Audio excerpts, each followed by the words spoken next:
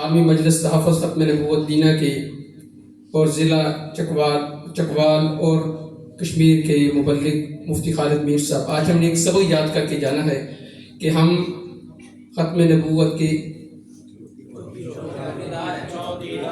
وکیل بھی ہیں اور چوکیدار بھی ہیں۔ ہم ختم نبوت کے وکیل ہیں۔ مسلمہ کذاب کے خلاف وکیل صحابہ تھے۔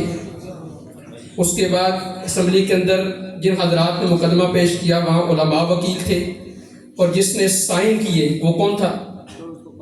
جی نام تو یاد ہونا چاہیے، وہ کون تھا؟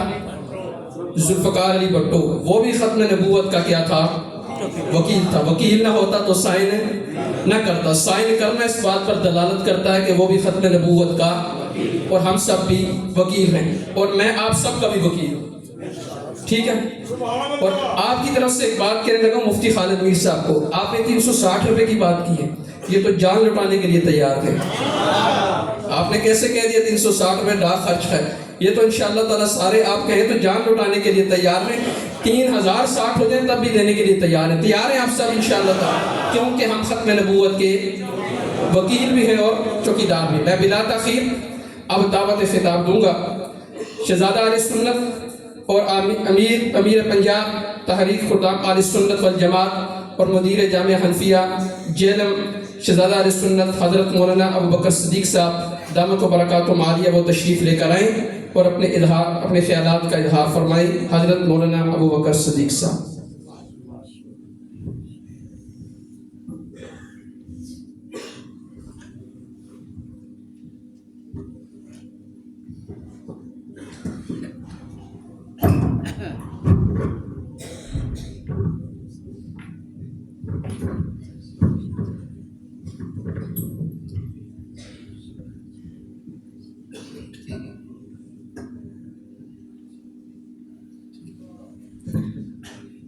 السلام علیکم ورحمۃ اللہ وبرکاتہ۔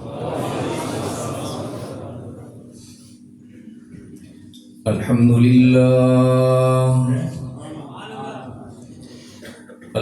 للہ نحمده ونستعینه ونستغفره ونؤمن به ونتوکل علیہ ونعوذ باللہ من شرور انفسنا ومن سیئات اعمالنا من يهده الله فلا مضل له ومن يضلله فلا هادي له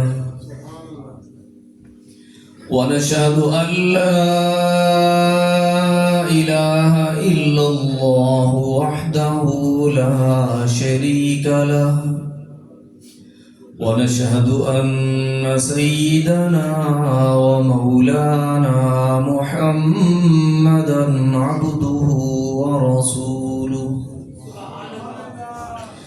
صلى الله عليه وعلى وأصحابه وبارك وسلم تسليما كثيرا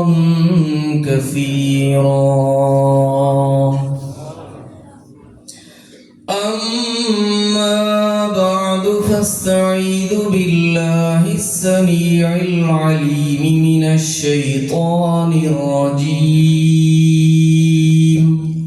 بسم الله الرحمن الرحيم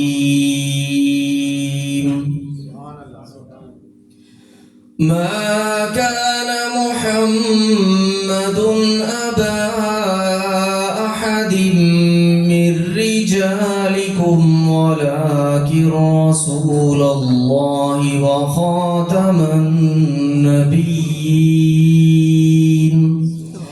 وكان الله بكل شيء عليما صدق الله العظيم إن الله وملائكته يصلون على النبي يا أيها الذين آمنوا صلوا عليه وسلموا تسليما اللهم صل على سيدنا ومولانا محمد وعلى آل سيدنا ومولانا محمد وبارك وسلم وصل عليه. اللهم بارك على سيدنا ومولانا محمد وعلى آل سيدنا ومولانا محمد وبارك وسلم وصل عليه. زباں پر مومنوں کے جب بھی ذکر تاجدار آئے تو لازم ہے کہ اس کے بعد ذکر جاریار آئے. ابو بکر و عمر عثمان و حیدر باغباں جب ہو تو پھر کیوں کرنا باغ مصطفیٰ میں ایک بہار آئے. بزرگان محترم، برادران اہل سنت والجماعت، دینا شہر کے غیور سنی مسلمانوں، میرے واجب الاحترام حضرات علماء کرام، اللہ رب العزت کے فضل و کرم سے آج یہاں جامع مسجد مدنی دینا میں نبی پاک صلی اللہ علیہ وسلم کی ختم نبوت کے تحفظ کے عنوان سے یہ خالص دینی اور روحانی پروگرام منعقد ہو رہا ہے، جس میں رب تعالیٰ نے مجھے اور آپ کو شرکت کرنے کی سعادت نصیب فرمائی ہے. دعا ہے کہ رب تعالیٰ میری اور آپ کی اس حاضری کو اپنی بارگاہ میں قبول فرمائے اور اپنے حبیب پاک صلی اللہ علیہ وسلم کے صدقے ہمارے بچوں کے اور ہماری قیامت تک آنے والی نسلوں کے دین اور ایمان کی عزت و آبرو کی، جان اور مال کی حفاظت فرمائے. میں انتہائی شکر گزار ہوں اپنے میزبانوں کا، برادر مکرم مولانا مصعب عمیر صاحب اور برادر مکرم مولانا خالد محمود صاحب اور دیگر منتظمین کہ جنہوں نے اس قابل سمجھا کہ ماشاءاللہ اتنے دینی جذبہ رکھنے والے بزرگوں اور بھائیوں میں مجھے کچھ عرض کرنے کا موقع عنایت فرمایا. یہ مقدس عنوان جس پر آپ نے الحمدللہ علماء کرام کے بڑے قیمتی بیانات سماعت فرمائے ہیں، بڑی بڑی علمی گفتگو آپ نے سماعت فرمائی ہے. وقت بھی انتہائی مختصر ہے اور دین کے ایک ادنا سے طالب علم کی حیثیت سے چند گزارشات عرض کر کے اجازت چاہوں گا. یہ بات ہر مسلمان جانتا ہے کہ ہم اپنے پیارے نبی، اپنے آقا حضور سرور کائنات رحمت للعالمین خاتم النبیین حضرت محمد رسول اللہ صلی اللہ علیہ وسلم کے امتی ہیں اور اس اعزاز پر فخر بھی کرتے ہیں اور رب تعالیٰ کا کروڑہا شکر بھی ادا کرتے ہیں، کیونکہ امتیں تو پہلے انبیاء علیہ السلام کو بھی ملی، لیکن اس امت کو نبی پاک صلی اللہ علیہ وسلم کے ساتھ نسبت کی وجہ سے ایک خاص مقام حاصل ہوا جو پہلے کسی امت کو حاصل نہیں ہوا. تفصیلات آپ علماء سے سنتے رہتے ہیں. یہ اللہ کی شان ہے کہ اللہ پاک نے ہر دور کی ضرورت کے مطابق انسانوں کو پیدا کیا. اب مثال کے طور پر ہم بہت زیادہ دور نہیں جاتے،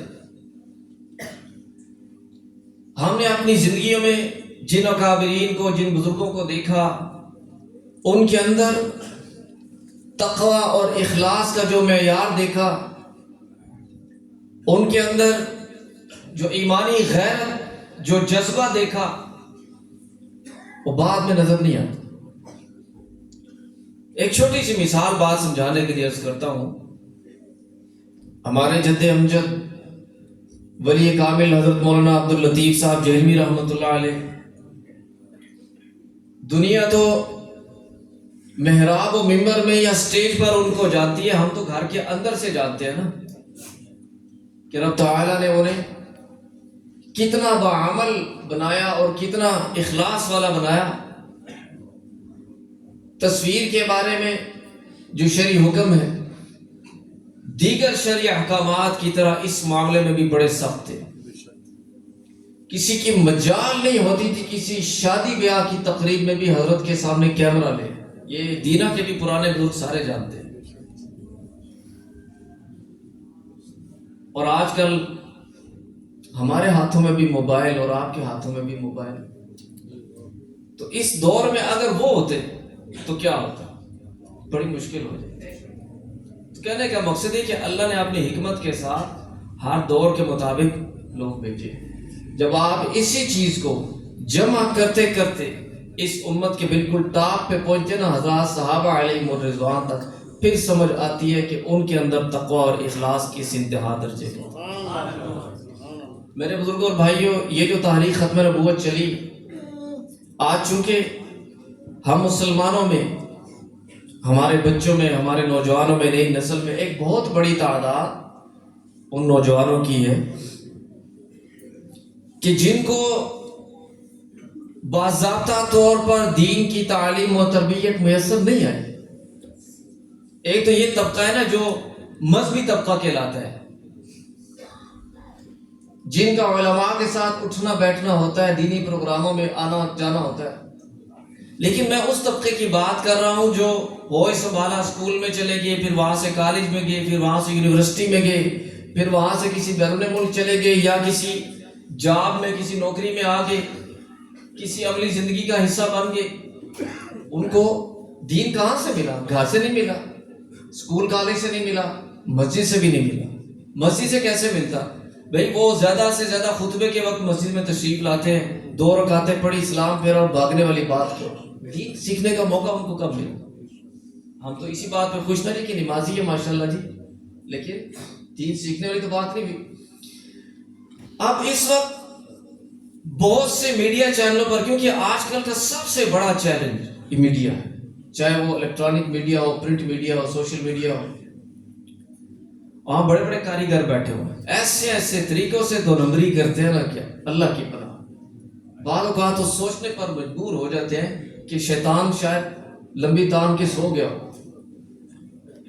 ایسے ایسے شتونگڑے بیٹھے ہوئے ہیں اور ایسے ایسی چالاکی سے وسوسے ڈالتے ہیں کہ وہ جی دیکھیں نا جی، مذہبی آزادی کا مطلب تو یہ کہ ہر کسی کو آزادی ہے. جیسے دیکھیے مسلمانوں میں فرقے ہیں، یہ دیوبندی ہے، بریلوی ہے، اہل حدیث ہے، ہر ایک نے اپنی اپنی مسجد بنائی ہوئی ہے، اپنے اپنے طریقوں کے مطابق اذانیں ہیں، ہر کسی کا اپنا طریقہ نماز کا، کوئی ہاتھ ادھر باندھتا ہے، کوئی ادھر باندھتا ہے، وغیرہ وغیرہ.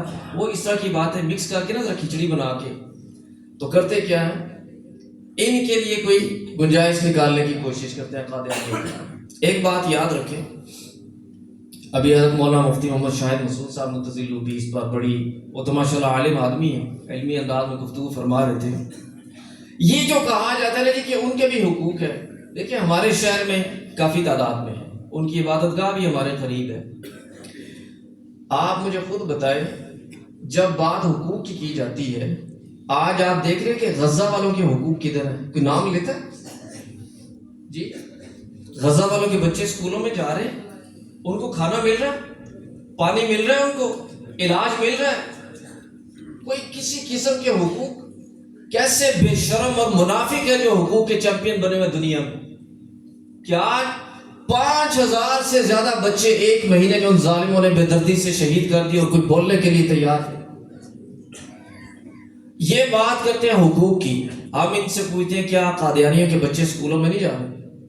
ان کو روٹی نہیں مل رہی، علاج نہیں مل رہا، لباس نہیں مل رہا، جو پڑھ لکھ کے ان کو نوکریاں نہیں مل رہی، کاروبار میں رکاوٹ ہو رہی. کس چیز کی رکاوٹ ہے جی؟ یہ دیکھیں نا، ہم تو ہو گئے جی ایکسٹریمسٹ، انتہا پسند ہے.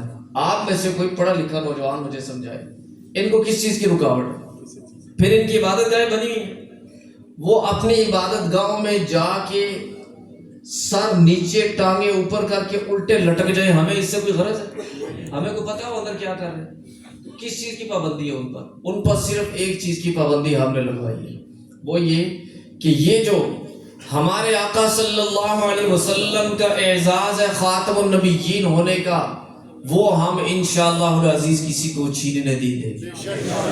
اور نبی علیہ السلام نے فرمایا سب سے پہلے انسان جن سے انسانیت کی ابتدا ہوئی ہے، آغاز ہوا ہے، اور سب سے پہلے نبی بھی سیدنا حضرت آدم علیہ السلام، ابھی آدم علیہ السلام گارے اور مٹی کے درمیان تھے، میں اس وقت بھی خاتم النبیین تھا۔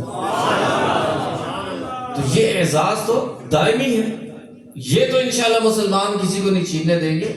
اور اس کے لیے یہ جو دھوکہ، یہ فراڈ کہ وہ جی ان کو بھی مذہبی آزادی ہے، ان کو ہم نے کوئی پابندی نہیں لگائی، اپنی عبادت گاہوں میں جو کر رہے ہیں کریں، لیکن ان کے کہنے کا مقصد یہ ہے کہ مسلمانوں کو آ کر اپنے اس جھوٹے مذہب کی تبلیغ کرنے کی ان کو اجازت نہیں۔ اب آپ مجھے بتائیں، ہم مسلمان چاہے ہم دیوبندی ہوں، ہم بریلوی ہوں، اہل حدیث ہوں، ہمارے سامنے آ کر کوئی بندہ ہمیں یہ دعوت دے کہ نعوذ باللہ نقل کفر نہ باشد، کہ ہم اپنے آقا صلی اللہ علیہ وسلم کو چھوڑ کر اس ملعون کو اپنا نبی مان لیں، کوئی یہ دعوت دے ہمیں آ کر، ہماری غیرت گوارا کر لے؟ تو بھی قانون نہ بھی بنائے، تھوڑی دیر کے لیے فرض کر دیں قانون نہ بھی بنائے تو کیا ہوگا؟ مان لیں گے؟ تو یہ یاد رکھیں، ہمارے اکابرین نے اس کے لیے تحریک چلائی۔ آج بڑا آسانی سے دھوکہ دیا جاتا ہے کہ وہ جی یہ مولویوں کے دباؤ پہ آگے قانون بن گیا، جی یہ تو بڑی زیادتی ہوگی ان کے ساتھ۔ بھئی مولویوں کے دباؤ پہ قانون نہیں بنا، یہ جھوٹ ہے۔ ان کو پورا موقع دیا گیا، تقریباً 2 ہفتے تک اسمبلی میں باقاعدہ عدالت لگی ہے۔ آپ نے کبھی نہیں سنا ہوگا کہ اسمبلی میں عدالت لگی ہو، باقاعدہ عدالت لگی ہے۔ ان کو اپنے دلائل، اپنا موقف بیان کرنے کا موقع دیا گیا، پھر علماء کے دلائل سنے گئے، علماء نے ان کا رد کیا، اور جب دونوں طرف کے دلائل سامنے آنے کے بعد یہ بات واضح ہوگی کہ یہ جھوٹے ہیں، اس کے بعد اسمبلی اس نتیجے پر پہنچی کہ ان کا دائرہ اسلام سے کوئی تعلق نہیں ہے، یہ جھوٹ ہے۔ لیکن تاثر کیا ملتا ہے؟ بات ہے نا آج سے کوئی 50 سال پہلے کی، نئی نسل نوجوان یہ پتہ کیا سمجھتے ہیں؟ یہ سمجھتے ہیں کہ اسمبلی کا اجلاس ہو رہا تھا اور مولوی اکٹھے ہو گئے، سارے دھرنا دے دیا اسمبلی کے باہر، اسمبلی کو گھیر لیا اور کہا جی کہ ہم آپ کو باہر نہیں آنے دیں گے جب تک یہ قانون پاس نہیں ہوتا۔ انہوں نے ڈر کے مجبور ہو کے قانون پاس کیا، یہ تاثر ملتا ہے۔ حالانکہ یہ غلط ہے، ایسا نہیں، کسی نے اسمبلی کو نہیں گھیرا جا کے، دلائل سے بات۔ اور آج آپ دیکھیں یہ